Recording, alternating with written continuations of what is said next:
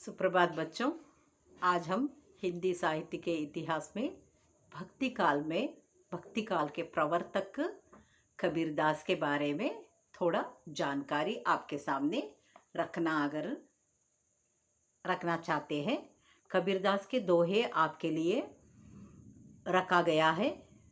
तो आधुनिक काल की कविताएं आपके लिए, और जो दोहा में कबीरदास, तुलसीदास, रसखान, बिहारी, ऐसे सब कवियों के बारे में आपके लिए जो दोहा दिया गया है। इसके साथ साथ महादेवी वर्मा, मैथिली शरण गुप्त, जयशंकर प्रसाद, इन आधुनिक कविताओं का भी यहाँ पर कविताएं दिया गया है। हम आज हिंदी साहित्य के इतिहास में स्वर्ण युग में, स्वर्ण काल जो अगर कहा जाता है, उस युग का कवि कबीरदास के बारे में थोड़ा परिचय देंगे। कबीरदास समाज सुधारक है, क्रांतिकारी है, धर्म का अवहेलन करने वाले, धर्म को पुरस्कृत करने वाले, जाति धर्म के बारे में खंडन करने वाले जो कवि माने जाते हैं। इसलिए कबीरदास जी कवि थे। इससे भी अधिक क्रांतिकारी, समाज सुधारक और ईश्वर भक्त थे। उन्होंने कविता जैसे माध्यम का प्रयोग समाज सुधारने के लिए, समाज का सुधार के कार्य तथा समाज में फैले हुए पाखंडों को दूर करने के लिए, भ्रांतियों को दूर करने के लिए कबीर जी ने कहीं से भी जो विधिवत शिक्षा ग्रहण नहीं की थी। मतलब स्कूल का एजुकेशन अगर होता है, किसी रूप में अगर एजुकेशन इन्होंने विधिवत रूप में नहीं प्राप्त किए थे। ये जैसे उनके आंखों के सामने घटित दृश्यों को अपने कविता के माध्यम से ये बोलते चले जाते थे। कहा है कि उन्हें अक्षर ज्ञान भी नहीं था। कोई अगर क्या है, कबीरदास का परिचय अगर देने का वक्त कहते हैं कि कबीरदास को अक्षर का ज्ञान तक अगर नहीं था, फिर भी उनकी कविता का भाव इतनी सशक्त जो बन पड़ा, जिसकी दृष्टिगत भाषा अथवा शैली का दोष जो अपाधार्थ है जाता है। यद्यपि कबीर जी पर कई विचारधाराओं का प्रभाव पड़ा, तो भी कबीर जी का अपना मौलिक दर्शन है। ये हिंदू थे या मुसलमान थे, इसके बारे में भी अगर क्या है, कुछ काल के अनुसार लोग अगर इसका विभाजन अगर करते हैं। कोई कहता है कि कबीरदास हिंदू था, कोई कहते हैं कि कबीरदास मुसलमान था। क्योंकि अगर इनका जो जन्म से लेकर जो उनका अंत तक सारे काशी में रहने वाले हर एक जगह पर कबीरदास का जो घूमना फिरना, वो वहाँ पर होने वाले पाखंडों को देखना, उनके अगर जो माध्यम से वो व्यक्तित्व किए हैं। कबीरदास के जीवन वृत्तांत के बारे में बहुत कम जानकारी मिलती है, परंतु कहते हैं कि तो कबीरदास का जन्म वृत्त के बारे में बहुत कुछ विचार प्रसिद्ध भी है और बहुत कुछ विचार मिला भी नहीं है। लेकिन अलग अलग लेखकों ने अलग अलग रूपों में अगर उसका वर्णन कर रहे हैं। 1455 साल गए, चंद्रवार इक ठाड़ भये, जेठ सूदी बरसाइत करो, जो पुरानी मासी प्रकट भये। तो कबीरदास के बारे में कुछ ये ऐसे दोहा प्रयुक्त किया गया है। उनका जन्म संवत 1475 के आसपास हुआ था। तो 75 के आसपास उनका जन्म हुआ था। वे एक विधवा ब्राह्मणी की कोख से पैदा हुए थे। तो यहाँ पर विधवा ब्राह्मणी पहले ही है, वो विधवा है। उसका शादी होकर पति अगर क्या है मर चुका था, लेकिन उसका कोख से इनका जन्म हुआ था। ये लोक निंदा के कारण जब ये शिशु पैदा हुआ, इन्होंने क्या किया, उसको लहरतारा तालाब के पास छोड़कर ये विधवा चली जाती है। वहीं पर अगर क्या है, नीरू और नीमा नामक लोगों ने कपड़े जुल्हा का काम अगर वो करते थे, वहाँ पर इस शिशु को देखकर ये शिशु को ले जाकर इसका पालन पोषण करते हैं। इसीलिए इसका बचपन मतलब इसका जन्म का आसपास का जो संख्या ये लोग अगर बताएंगे, सही रूप से उसका बारे में जानकारी नहीं मिलता है। समाज के भय के कारण वह नवजात शिशु को एक नदी के किनारे छोड़ गई। नीरू और नीमा नामक जुल्हा मुस्लिम दंपति ने शिशु को उठा लिया और उसका लालन पालन किया। वे निर्धन थे, तो यहाँ पर इसका नीरू नीमा लोगों ने इसका पालन पोषण अगर किया, और ये लोग निर्धन थे, इनके पास कोई इतना गरीबी की जीवन अगर ये बिता रहे थे, इसीलिए कबीरदास का शिक्षा भी अगर शिक्षालय में वो दे नहीं पाए थे। अतः जैसे ही कबीर जी बड़े हुए, उन्हें कपड़ा बुनने का कार्य सिखाया। इस कार्य को वे जीवन पर्यंत करते रहे और किसी पर आश्रित नहीं रहे। तो जीवन पर्यंत इन्होंने ऐसे कपड़े का अगर क्या है, जुल्हा का काम जो है वो बुनने का काम ही अगर उन्होंने जीवन पर्यंत करते गए। कबीर स्वयं अपनी शिक्षा के बारे में भी कहते, अपनी शिक्षा कैसे हुआ इसके बारे में खुद कबीरदास अगर कहते हैं कि मसी कागद छुआ नहीं, मसी कागद छुआ नहीं, कलम गही नहीं हाथ। तो ये बता रहे कि मैंने तो अगर क्या है, कोई मसी कागज मैंने छुआ नहीं, मेरे हाथ में कोई कलम अगर नहीं था, मैंने कुछ अगर क्या है पढ़ाई लिखाई ढंग से नहीं किया, मैंने मेरे सामने जो घटना अगर घटती थी, इन घटनाओं को ही मैंने बोलते गया। वो बीजक नामक बीजक रामायणी में इसका संग्रह अगर क्या है करते इनका शिष्यों ने। आजकल जो मिलता है हमारे लिए लिखित भाषा में, ये कबीरदास से खुद लिखा हुआ नहीं है, उनके शिष्य समुदायों ने इसका संग्रह करके बीजक रामायणी ऐसे संग्रहों में रखा है।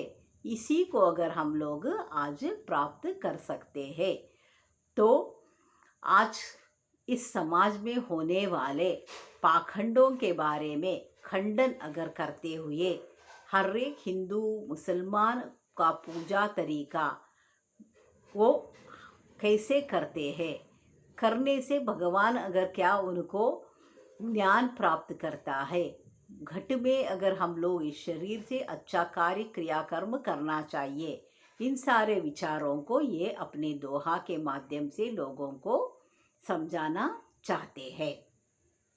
कबीरदास जी का ज्ञान प्राप्त करने की इच्छा हुई तो वे गुरु की खोज करने लगे। तो बाद में इनका मन आया कि थोड़ा मैं ज्ञान प्राप्त करना चाहिए, इसीलिए उन्होंने गुरु का खोज करने लगे। उन दिनों काशी के स्वामी रामानंद की प्रसिद्धि चारों ओर फैली हुई थी। उन दिनों में सभी जगह पर कबीर मतलब रामानंद का बारे में प्रसिद्धि पाए थे, मतलब गुरु रहे तो ऐसा गुरु रहना चाहिए क्या कर, उनके बारे में सारे काशी में लोग अगर बात अगर कर रहे थे। कबीरदास जी उनके पास गए और उनसे गुरु बनाकर ज्ञान देने की प्रार्थना की। मतलब गुरु को ढूंढते हुए पहले शिष्य लोग जाना चाहिए था, तो ऐसे ही अगर उन्होंने खुद अगर क्या है गए कि मुझे अगर आप शिष्य के रूप में स्वीकार करो। लेकिन रामानंद कहते हैं कि नहीं मैं शिष्य के रूप में स्वीकार नहीं करूँगा, ऐसे बोलकर चले जाते हैं।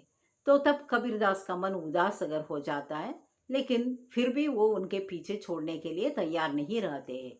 हर एक दिन काशी में मतलब गंगा नदी में स्नान करने के लिए गुरुजी सुबह फव फूटने के पहले ही अगर जाते थे। ये विचार अगर क्या है कबीरदास को मालूम था। तो ऐसे ही एक दिन उन्होंने क्या किया, जो रामानंद मतलब गुरु आने के रास्ते में वो सो जाते, मतलब वो नदी के किनारे देखे होंगे आप लोग, स्टेप बाय स्टेप अगर रहता है। सुबह के अब ये अंधेरा था, अभी सूर्य का उदय नहीं हुआ था। गुरुजी उस रास्ते पे आ रहे थे, आने का वक्त जो पाँव लग जाता है, कबीरदास वहीं सोए थे, उनका गुरु का पाँव अगर उसको लग जाता है, वो हरे राम राम कहकर अगर क्या है, मैं उससे कैसा गलती हुआ कहकर राम राम कहते, लेकिन राम कहते ही अगर क्या है कबीरदास ने यही मुझे अगर क्या है गुरु का वाणी है कहकर राम शब्द को अगर पकड़कर राम राम का ही अगर क्या है इन्होंने गुरु ने मुझे मतलब मोक्ष दिया कहकर उसी राम नाम के आगे बढ़ते हैं। तो यहाँ पर देख लीजिए, उसी को मैं एक बार आपको समझाती हूँ। जो स्वामी रामानंद ने उन्हें शिष्य बनाना अस्वीकार कर दिया। कबीरदास अपनी धुन के पक्के थे। उन्हें पता था कि स्वामी जी नित्य गंगा स्नान के लिए जाते हैं। एक दिन उसी मार्ग पर गंगा घाट की सीढ़ियों पर लेट गए। प्रात जब हमेशा की तरह स्वामी रामानंद जी गंगा स्नान के लिए गए तो उनका पैर कबीरदास की छाती पर पड़ गया। उनके मुख से अकस्मात निकला, राम राम कहो भाई। कबीरदास जी का दीक्षा हो गई और यही वाक्य उनका गुरु मंत्र बन गया। वे जीवन भर राम की उपासना करते रहे। तो जीवन भर अगर क्या है इसी को उपासना अगर उन्होंने करते चले गए। कबीरदास जी को इसी राम नाम की उपासना से ही ज्ञान हो गया। इसका राम नाम का उपासना से इनका ज्ञान हो गया था।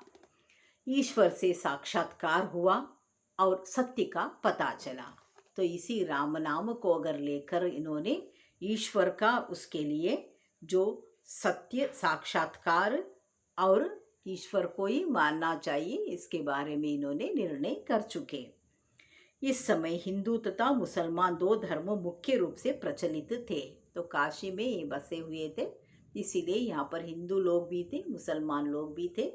तब प्रचलन में अगर इन दोनों को था, सभी धर्म और रूढ़ियों ने जकड़ रखा था। कोई मुसलमान धर्म को मानने वाला, कोई हिंदू धर्म को मानने वाला, अपने अपने धर्म को अगर क्या है अपने अपने लोग वो श्रेष्ठ अगर क्या है मानते थे। जो मुसलमानों ने रोज और भांगा का चलन था। कबीरदास जी का निर्भीक होकर समाज तथा दोनों धर्मों के व्याप्त रूढ़ियों पर प्रहार किए। हिंदुओं की मूर्ति पूजा के रीति पर व्यंग्य करते हुए उन्होंने कहा, मतलब मूर्ति पूजा ये करने का रूप को देखकर अगर इन्होंने खंडन किया, मुसलमानों का जो पूजा का खंडन भी किया। तो इसलिए पातर पूजे हरि मिले हमें, हम ले पूजी पहाड़, घर की चाकी कोई ना पूजे, जो पिस खाए ये संसार। तो पातर पूजे तो हरि मिलने। तो यहाँ पर हिंदू धर्म के अनुसार हिंदू लोगों ने पत्थर से बनाया हुआ लिंग का पूजा करते हैं और पत्थर से अगर क्या है मूर्तियों को बनाकर पूजा करते हैं। अरे हे हिंदू लोग, अगर आप पत्थर को पूजकर पूजा करने वाले, मैं अगर पहाड़ को ही पूजा करूँगा, अगर आप पत्थर को पूजकर भगवान को मैं पूजा किया कहकर अगर बोले तो मैं पहाड़ को ही अगर पूजा करूँगा।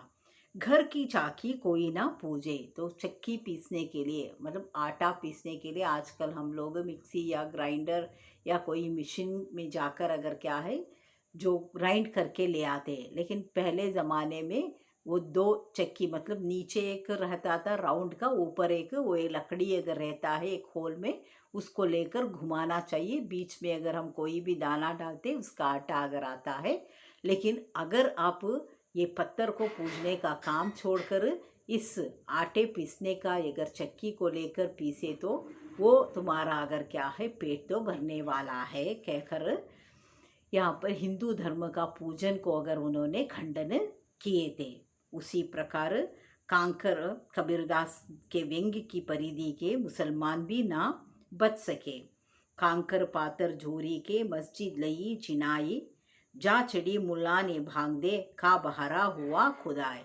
तो कंकर पातर झोरी के, तो कंकर को, पाथर को, पत्थर को, कांकर को अगर जोड़कर अगर हम क्या करते हैं, तो ईद मतलब मुसलमान लोगों का अगर आप देखे होंगे, मस्जिद अगर बनाते हैं, उस मस्जिद में अगर ऊपर जगह पर जाकर ये लोग ला इलाहा इल्लल्लाह मस्जिद लई बचिनाए, मस्जिद को अगर ये लोग बनाए, जा चढ़ी मुल्ला भांग दे, वहां पर मुल्ला ने अगर क्या है खड़े होकर भांग अगर क्या है देता है, इतना जोर से देता है कि का बहरा हुआ खुदा है, क्या तुम्हारा भगवान अगर क्या है बहरा है क्या, ऊपर चढ़कर तुम पुकारने का जरूरत क्या है, सभी जगह पर अगर क्या है राम तो बसा हुआ है, भगवान बसा हुआ है, लेकिन वहां पर जाकर आप तुम्हें बोलने का जरूरत क्या है। तो कबीर ईश्वर भक्ति तथा शुद्ध मन से कर्म करने में विश्वास करते थे। उनकी दृष्टि में प्रेम तथा मानवता द्वारा ही ईश्वर प्राप्ति संभव है। कोरे किताबी ज्ञान से यहाँ इसलिए उन्होंने कहा है, पोथी पढ़ पढ़ जग मुआ, पंडित भया ना कोई, ढाई अक्षर प्रेम का, पढ़े सो पंडित होई। तो यहाँ पर बड़े बड़े किताबों को पढ़ने से ज्ञान प्राप्त अगर क्या नहीं होता है, ढाई अक्षर प्रेम का, उस प्रेम का दो अक्षर, दो ही अगर अक्षर को तुम्हें अगर ठीक तरह से जान लिया तो वही अगर क्या है पंडित बन सकते हो। कबीरदास जी की रचनाएं साकी, सबद, रमैनी नामक बीजक में संग्रहित है। कबीर जी की भाषा में खड़ी बोली की अतिरिक्त पंजाबी, गुजराती, राजस्थानी, ब्रज तथा अवध की भाषाओं का मिलन है। मतलब कोई भी रचना अगर क्या है वो करते थे, इस रचना के अंतर्गत ब्रज भाषा, अवधी भाषा, खड़ी बोली भाषा का संकलन किया गया है। तो इस तरह अगर क्या है कबीरदास जी जीवन पर्यंत समाज सुधार के काम में लगे रहे। एक अंधविश्वास के अनुसार काशी में मृत्यु होने से स्वर्ग और मगहर नामक स्थान में मृत्यु होने से नरक मिलता है।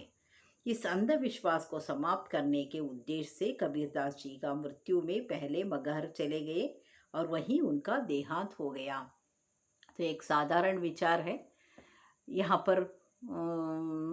जब काशी में हम लोग अगर गए थे, बहुत एक 15-20 साल पहले, काशी में मरे तो स्वर्ग प्राप्त होता है कहकर Kashi railway station bus stand में आसपास के रहने वाले कोई भी लोग मरने की अवस्था में अगर रहते हैं, सभी बॉडी मतलब डेड बॉडीज वहाँ पर मरने की अवस्था लास्ट मोमेंट में भी अगर क्या है उसको लेकर आ जाते हैं उसका शरीर को, वहीं पर वो कहीं पर भी मरे, काशी अगर आते ही वो मरे तो उसको स्वर्ग मिल जाता है कहते। और काशी में ऐसा भी मठ है कि उस मठ में कोई लोग मरने वाले लोगों को ले आकर छोड़ देते हैं, 2 दिन 3 दिन उसको इंतज़ार करते हैं, वो मरे तो स्वर्ग सीधा चले जाते हैं काशी में मरने वाले कहकर जो कहता है। इसीलिए ये बात को झूठ साबित करने के लिए मगहर नामक जगह पर कबीरदास चले जाते हैं,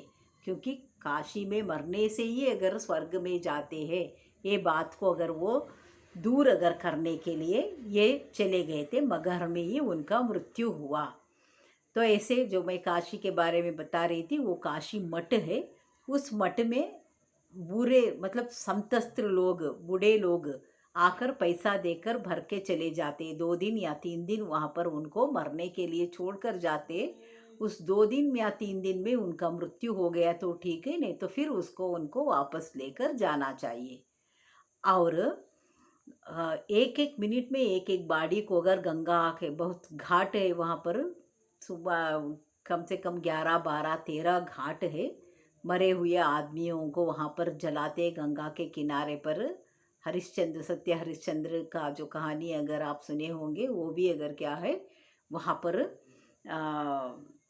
अपनी उसके लिए परीक्षा लेने के लिए भगवान ने जो झूठ नहीं अगर बोलता है, इसलिए सत्य हरिश्चंद्र ने भी वहाँ पर अगर अपना जो काया काम अगर उन्होंने स्मशान में आए हुए आरतियों को जलाने का काम अगर उन्होंने किया था, वो इसी जगह पर काशी पे ही अगर इन्होंने ऐसा काम किया था क्या कर कहा जाता है।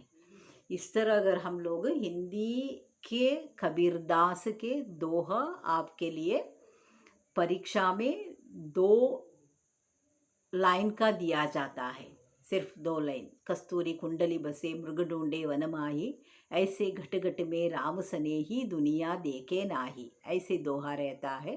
पातर पूजे तो हरि मिले मैं पूजूंगा पहाड़, घर की चाकी कोई ना पूजे फिस खाए वे संसार, ऐसे दोहा देते हैं। प्रस्तुत दोहा को कबीरदास का दोहा से लिया गया है। अगर कई बीजक से, रमैनी से या साकी सबद रमैनी, इससे संग्रहित किया गया है।